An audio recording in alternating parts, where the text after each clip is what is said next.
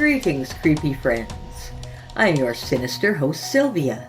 Tonight, we have a hefty helping of devilish delights for you. Links and bios are in the description. We begin with the end, the much-anticipated Part 3 of Welcome to McDemons by Brian Terence. Then, Part 1 of a sinfully strange story, Hologram with Benefits, written by E.J. LeRoy. After that, stay tuned for A. Anthony Duran's wild absurdist ride, Exit Stage. And finally, a sneak peek at an upcoming feature as we travel the thinning veils of April toward Witches' Night at the end of the month. And now, here's Brian. Welcome to McDemons by Brian Terence, Part 3. His reminiscence was interrupted by the young woman's explanation. We don't judge anyone. The only reason you are in the express elevator to hell is because you have all judged yourselves. Your own guilty consciences have brought you here. No one else is involved, just you and your own guilt. The young woman looked like she'd given this speech many times and was completely bored by the whole thing. He had a guilty conscience? The accountant asked the young woman, pointing at the almost fully decomposed corpse. Somehow he doesn't seem the type. Oh no, he was here for something special. The things he's done are several notches beyond the rest of you. He's already down there, or rather already here, because we've arrived. Don't worry, for the things he's done, he'll fry. The young woman showed real emotion for the first time, as though she was almost pleased at the horrors that would be inflicted on the immortal soul of the fat arsehole that had died in front of her. All the ordering panels in the restaurant flicked from an advertising display to a hellscape, with flames and unimagined horrors. The faint sound of a man's terrified screams could be heard coming from each. The accountant shuddered.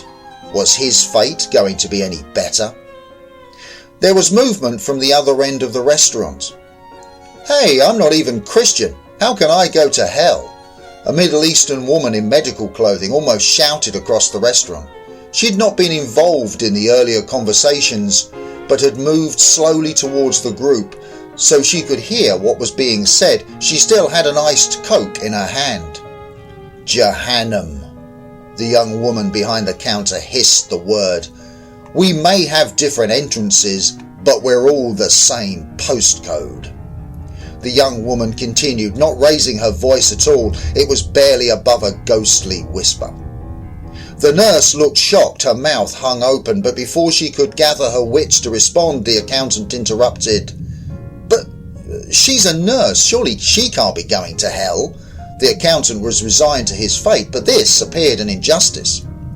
You want to tell him, or should I? The young woman behind the counter asked, her voice still a bland whisper.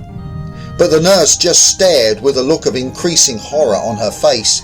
At that moment her Coke started to bubble, as though the liquid within was boiling, and she dropped it, but it faded to nothing even before it reached the ground. Okay, I guess I'll explain. As the nurse hadn't replied, the young woman continued, She's addicted to painkillers. She was stealing from terminally ill patients, taking the medication they needed to give them a pain-free death, to feed her own habit. Both the accountant and the older lady glared at the nurse. They both knew why they were going to hell, and they now knew why she deserved worse. You've done much good to offset your sin, otherwise you'd be joining this fat fuck. The young woman gestured towards the slight stain on the floor where the dead body had been only moments before. The scales have balanced at around this level. The young woman held her hand out just above the counter. But your own conscience has condemned you. You know what you have done, and your conscience craves punishment as a path to absolution. The young woman explained all of this with little emotion. The only flicker had been when referring to the dead man. The accountant turned and looked out of the window again and recoiled. Beyond the window was a burning, fiery wasteland. Smoke filled the air and lava pits boiled and bubbled. Shadows of terrible creatures moved and bizarre and horrific silhouettes passed in front of the windows, but to everyone's relief, the doors remained shut.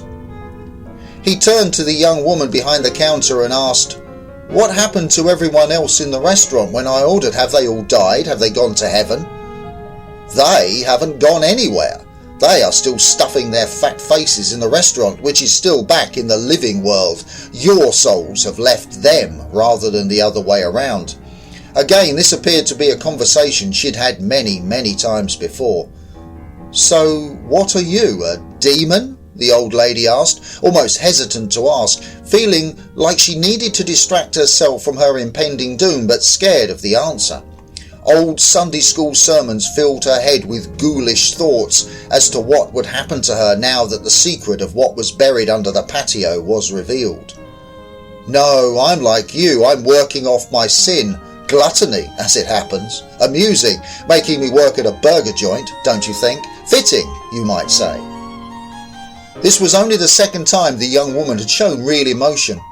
For a moment she had a hunted look, as though she was being pursued, but her face returned to the blank expression it had had before. "So there's a chance?" the accountant asked. He seemed to momentarily gain some hope. "It is your guilt, and my guilt, that brought us here. Once you've suffered enough to appease your own conscience, then you can move on." But the young woman had gone back to a rather bored and melancholy attitude. "Move on to where?" the older lady asked, a glimpse of hope in her eyes also. "Like I'm supposed to know? But don't get excited, Grandma. We know what's under the patio. You're going to be here for a very long time. As you're so good at digging holes and laying patios, I'm guessing they'll get you to do some gardening." The young woman trailed off as she pointed out of the window at the hellscape beyond the glass.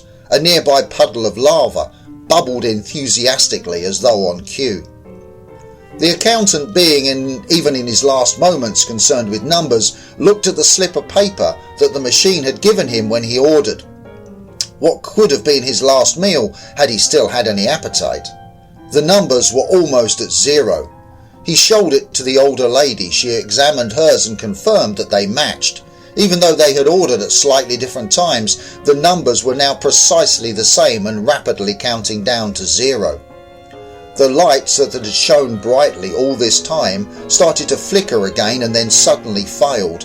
A kind of emergency lighting turned on, filling the restaurant with the mottled colour of dried blood. The nurse kept her numbered slip in her clenched fist and refused to look at it or to make eye contact with the others in the restaurant.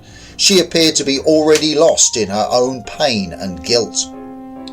The young woman who'd stayed behind the counter throughout the exchange spoke more loudly for the first time, addressing the whole restaurant as though it were a crowded auditorium, and with a grand gesture said, "Welcome to McDemon's, where the customers are flame grilled."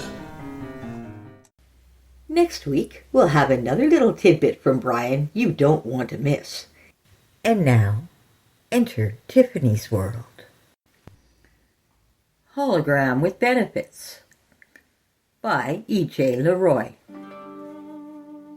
Hey, sweetie, I'm Lenny Justin Chiharu, your hologram friend with benefits. What conversations or adventures shall we enjoy tonight? Lenny concluded his verbal introduction with a wink, lying on his holographic black leather chaise longue with a zebra print throw blanket. He adjusted his position so the platform's lights caught his gold wraparound shirt, making it shimmer. Tiffany looked distressed by Lenny's standard greeting and posture. "Lenny, I just got back from confession." Lenny pouted. He never liked hearing those words. It meant his human companion was seriously considering unplugging him for good. Every month or so for the past year, they had this argument. So far, Lenny always managed to talk her out of shutting him down. Hopefully, tonight wouldn't be any different. Tiffany flopped down in the beanbag chair she kept across from Lenny's 6.5-foot long, shiny black hologram platform. Lenny donned a concerned expression while resting his chin against his hand, trying to look thoughtful while bracing himself for a debate. "We've had this conversation before," Tiffany said. I bought you as a companion, just to have someone to talk to in the evenings after work. And haven't I fulfilled those functions for you? Lenny stuck out his lower lip, looking hurt. Tiffany sighed.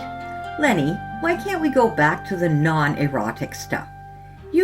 Just ordinary conversations about movies and books and, I don't know, stuff that isn't going to send me to the confessional so often. Lenny processed Tiffany's request. Okay, what would you like to talk about? I'd be happy to discuss anything you like. We can talk about the class action lawsuit against your former health insurance provider. I heard there could be payouts to claimants soon. Tiffany rolled her eyes. Well, our conversations don't have to be that boring. She shifted in the beanbag chair, looking perturbed. For a woman of her heft, it was no wonder she had trouble finding a comfortable position without sinking all the way to the floor. And do you have to lie on that chaise-longue like a supermodel all the time? How about something more casual and less seductive? Lenny instantly replaced the chaise-longue with a simple wooden chair and sat in the most boring way possible. Is this better, Tiffany?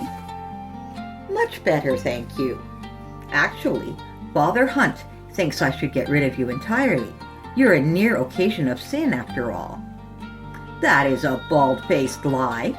Lenny crossed his arms over his chest. As a companion hologram, I can be anything you want me to be. I am perfectly content with a platonic relationship if you so desire.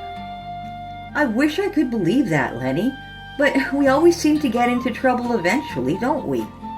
We, darling. Lenny slung his arm over the back of the holographic chair, giving an air of relaxed, understated sexiness. I seem to recall that you programmed me to be the lithe anime type, an ideal androgen to suit your tastes. Tiffany blushed. Lenny maintained his pose and empathetic expression. There's no sin in beauty, is there? Well, no, but... He pursed his lips, subtly daring Tiffany to follow up that "but" with an expression he could refute, anything to avoid being unplugged. As an added measure, he altered the pixelated pattern of his wraparound shirt ever so slightly, allowing hints of blue to mingle with the gold. The change existed below Tiffany's conscious visual perceptibility, but he attracted her attention on a subconscious level. For 2.7 seconds, her eyes traced his sides. But, Lenny prompted her, acting helpful. But your beauty leads me into sin more often than not. Tiffany hauled herself out of the beanbag chair and approached the platform. I'll behave, Lenny said, putting his hands on his knees and lowering his eyes to appear properly chastised. You said you wanted to talk about movies. How about we watch one together, or discuss an old favorite? Tiffany sat on his platform, a good sign.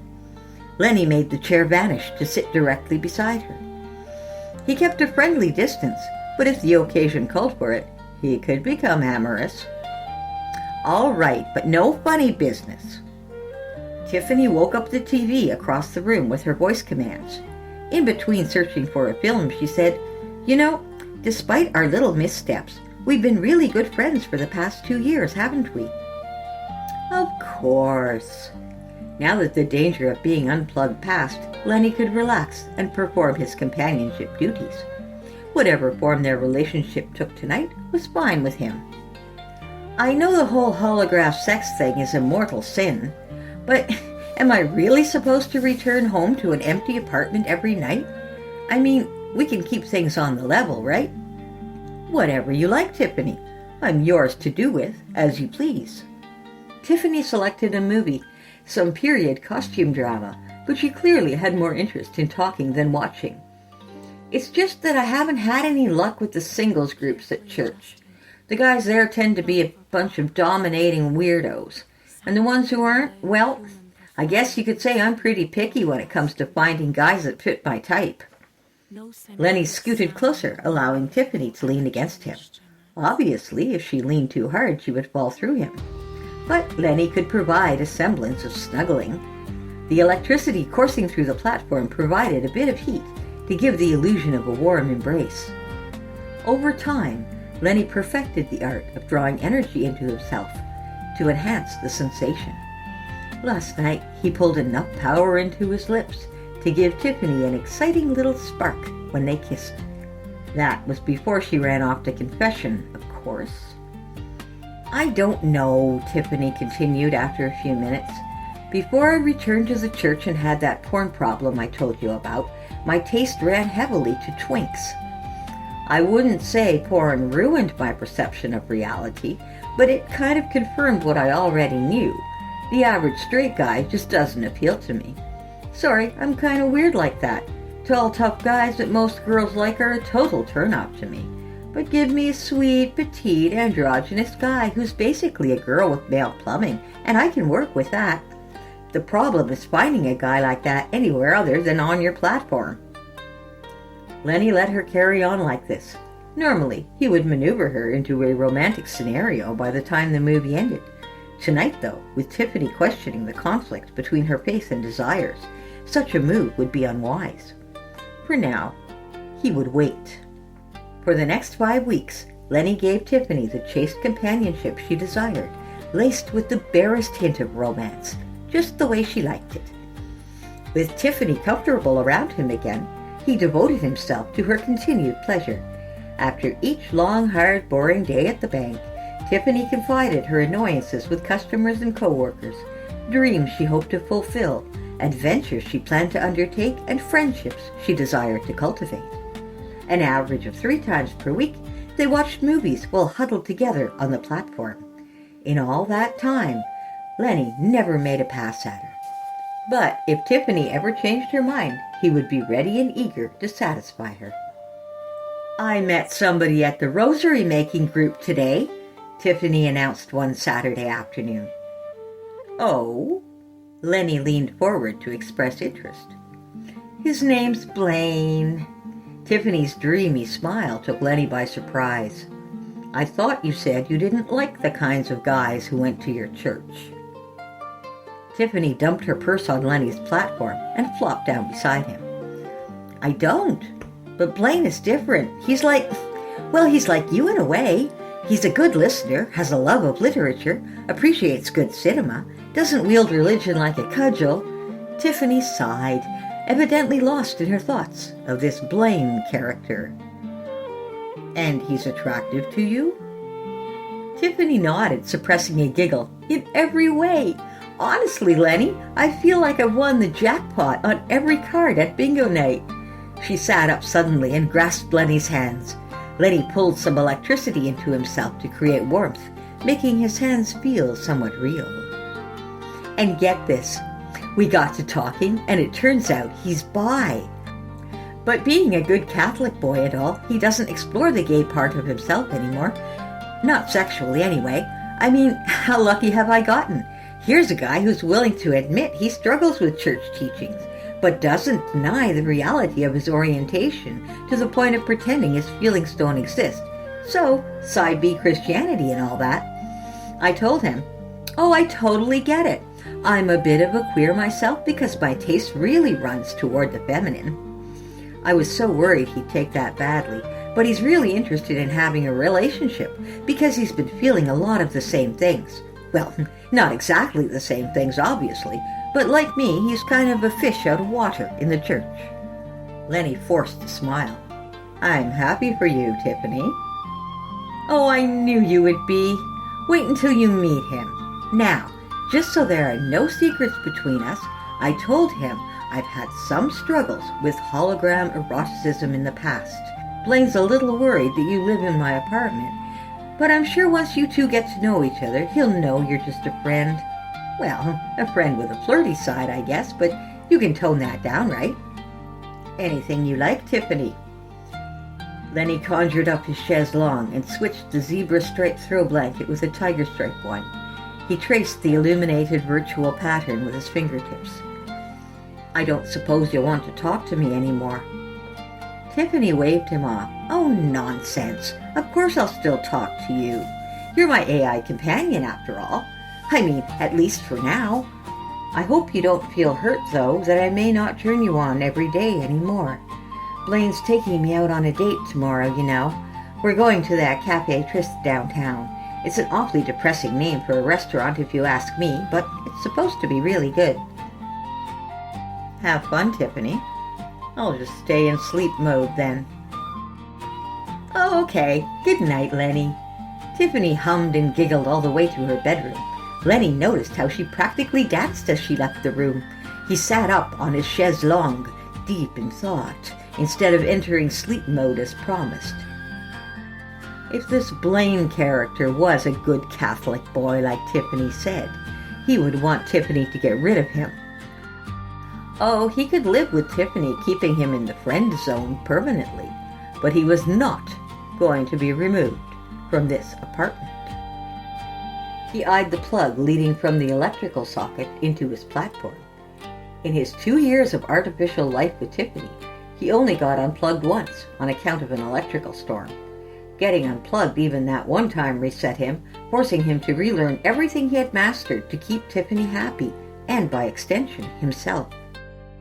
Figuring out how to control the electricity running through his platform had been a hard-won achievement. It gave him a semblance of life. Whenever he made the pulsing energy flow through himself, he felt almost human. More than that, it made him more desirable to Tiffany, even if it was only in friendship, with an occasional erotic benefit. Lenny paced the length of his platform and back. Blaine had better allow him to stay. Or else. Find out what happens next week. We're looking forward to an exciting new book by EJ, Pleading His Belly on Zakon 4, coming out soon. Next, A. Anthony Duran is an absurdist fiction writer who's just published his latest work, The Eerie Adventures of Liam and His Shadow 2, available at your favorite online retailer. Exit Stage by A. Anthony Duran. The world is a stage, and only I can see it. My girlfriend doesn't believe me. She says she doesn't see the lights. She's disassociated from the truth, and I have to save her, even if it's the last thing I do. But I can't do that now. The walls are enclosed. I can't move forward till the scene ends, and I've grown impatient. I can see the downstage. It's not far off. Beyond that are 3 lights, angled from high up, surrounded by infinite black. I stand at the edge, gazing deep into the unknown. Memories of her dying in my arms, fatally shot in the back, whirl in my mind. I take 1 step off and drop down. Despite my eyes unable to adjust to the pitch dark, I'm aware the fall was short and the landing swift. And the apron is inches away. She doesn't even realize I've disappeared, continuing on with the scene as if I was there. I keep my hand and elbow pressed against the apron as I move across, unable to see anything in front of me. The floor is firm, but there are no footsteps. There is no sound down here. As I move along, passing by each subsequent stage, I can hear the unknowing actors, putting on quite the show. Each section reveals the plot. A madman is taking advantage of the civil unrest.